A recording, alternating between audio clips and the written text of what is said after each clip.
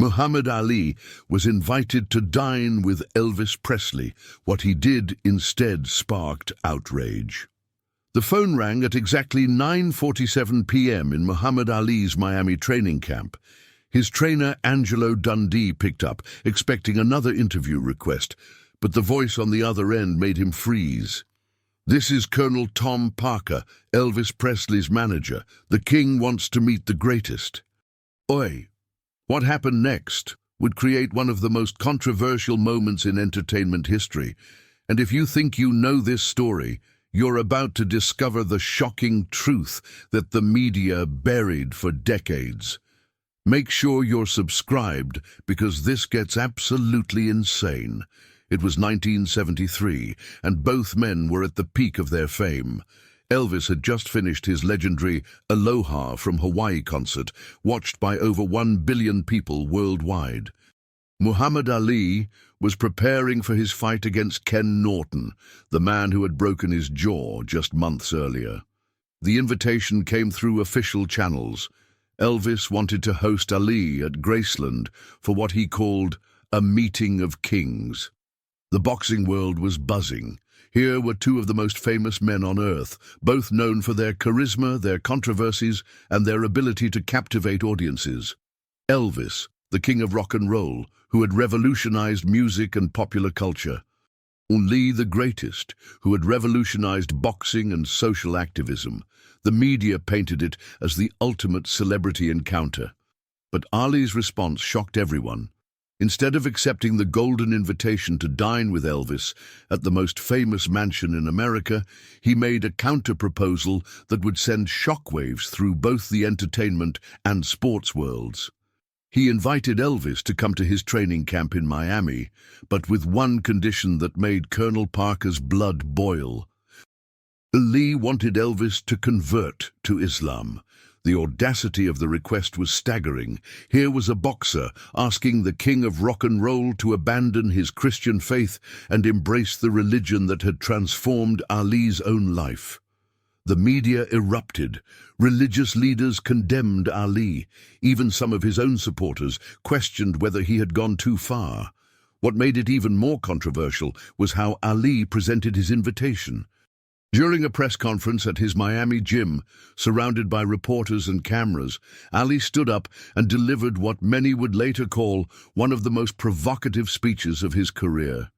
"Elvis Presley is a good man, but he's lost in the darkness of fame and pills. If he wants to meet the real Muhammad Ali, he needs to meet Allah first." The room fell silent. Reporters scribbled frantically. Flashbulbs popped. And somewhere in Memphis, Elvis Presley was watching the news coverage, his face unreadable behind his famous sunglasses.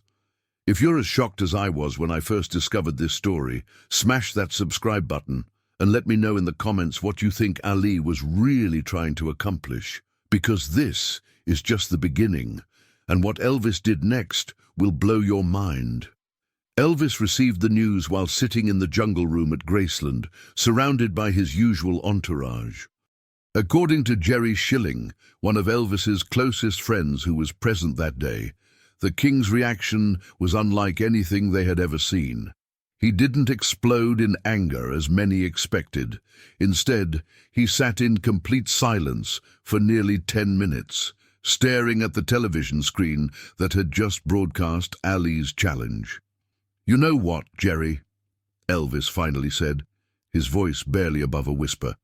"That man just did something no one else has ever done. He made me question everything." The Memphis Mafia, as Elvis's inner circle was known, was divided.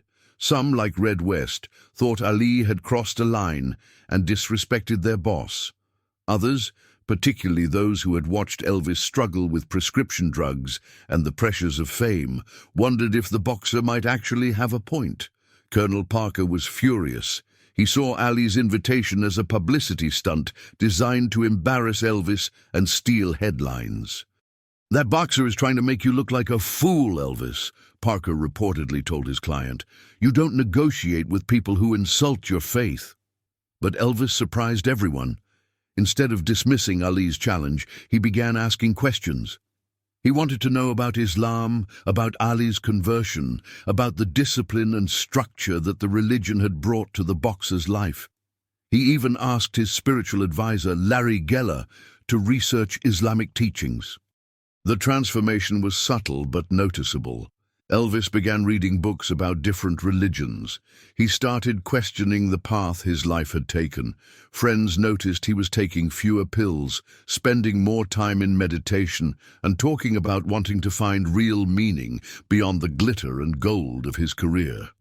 Meanwhile, in Miami, Ali was facing his own backlash. The Nation of Islam leadership was not pleased with his public challenge to Elvis. They felt it brought unwanted attention to their organization and could be seen as aggressive proselytizing.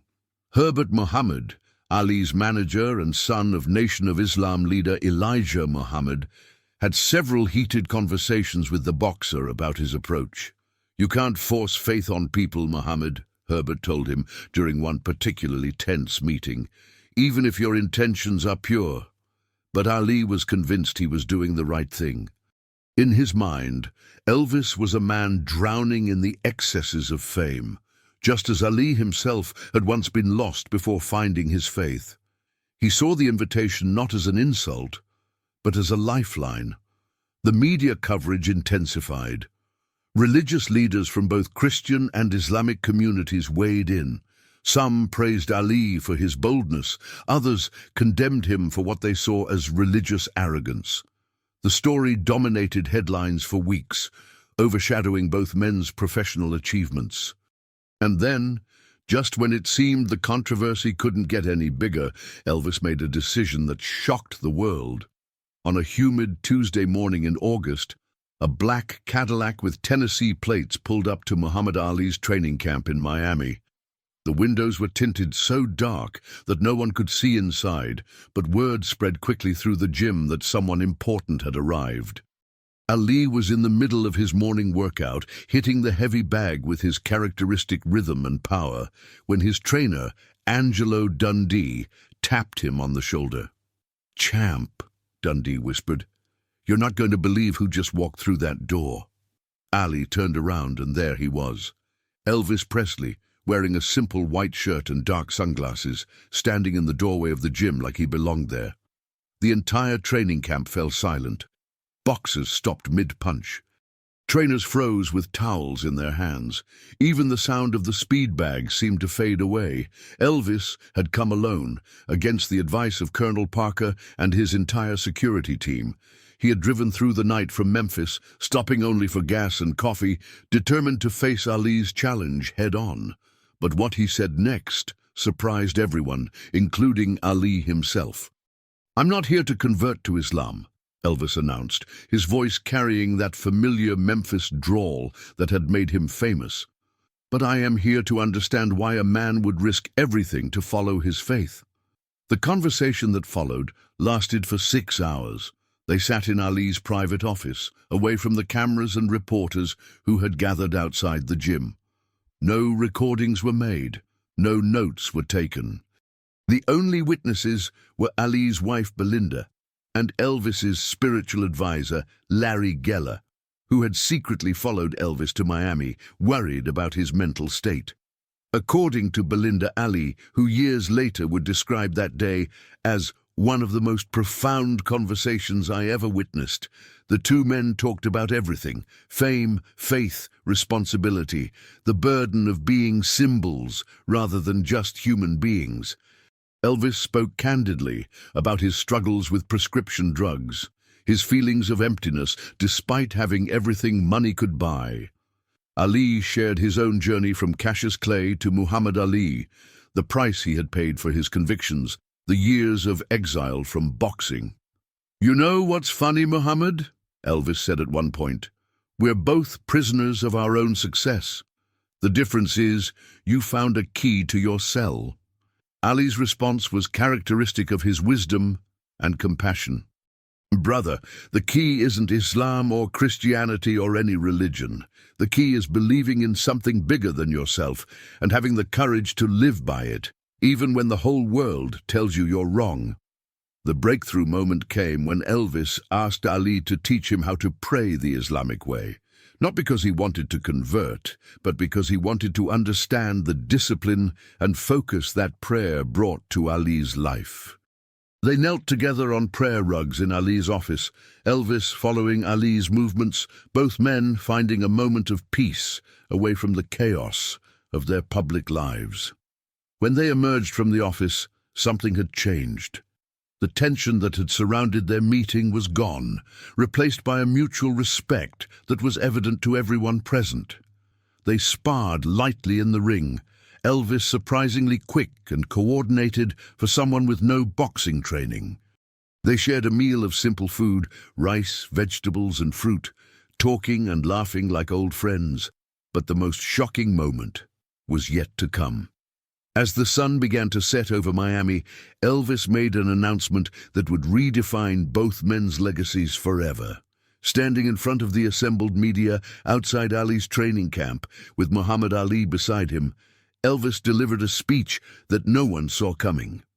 "I came here today because Muhammad Ali challenged me to examine my faith and my life," Elvis began, his voice steady and clear.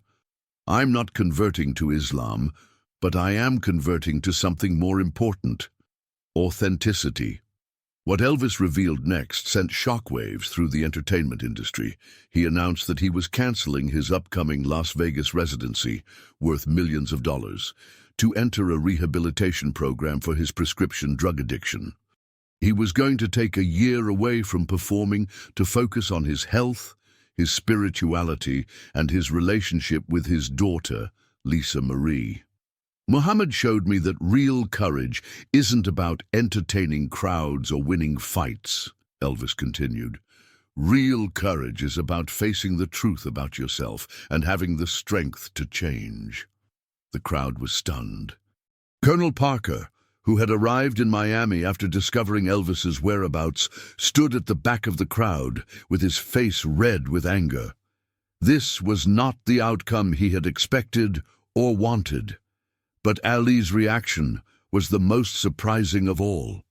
Instead of claiming victory or taking credit for Elvis's decision, he stepped forward and embraced the king of rock and roll. "This man just showed more courage than any heavyweight champion I've ever faced," Ali declared. "He looked at his life honestly and chose to fight for something real." The friendship that developed between Ali and Elvis over the following months became one of the most unlikely and powerful relationships in entertainment history. Elvis did enter rehabilitation, and during his recovery, Ali visited him regularly. They would spend hours talking about life, faith, and the responsibility that comes with influence. Elvis's year away from performing was initially seen as career suicide by industry insiders. But when he returned to the stage in 1974, he was a different performer entirely. Gone were the excessive jumpsuits and over-the-top theatrics. In their place was a man who sang with genuine emotion and connected with his audience on a deeper level than ever before. The impact on Ali was equally profound. His friendship with Elvis taught him that faith could be a bridge between people rather than a wall. He became less confrontational in his religious discussions and more focused on leading by example. The story of their meeting was largely kept private at both men's request. They wanted their friendship to be real, not a media spectacle. It wasn't until years later, after both men had passed away, that the full truth of what happened that day in Miami began to emerge through interviews with family members and close friends. The lesson of their encounter resonates even today. In a world where celebrity conflicts and controversies dominate headlines, Muhammad Ali and Elvis Presley showed that even the most unlikely people can find common ground when they approach each other with honesty, respect, and genuine curiosity. Their friendship proved that real strength comes not from defending your position at all costs, but from being willing to listen, learn, and grow. Muhammad Ali's controversial invitation to Elvis Presley didn't convert the king of rock and roll to Islam, but it did something far more powerful. It converted both men to a deeper understanding of themselves and each other. This incredible story shows us that sometimes the most outrageous challenges lead to the most beautiful friendships. If this story moved you as much as it moved me, make sure you're subscribed and hit that notification bell, because there are so many more untold stories of courage, friendship, and transformation waiting to be discovered. What do you think would have happened if more celebrities had the courage to challenge each other to grow, like Ali challenged Elvis? Let me know in the comments below, and don't forget to share this video with someone who needs to hear this message of hope and transformation today.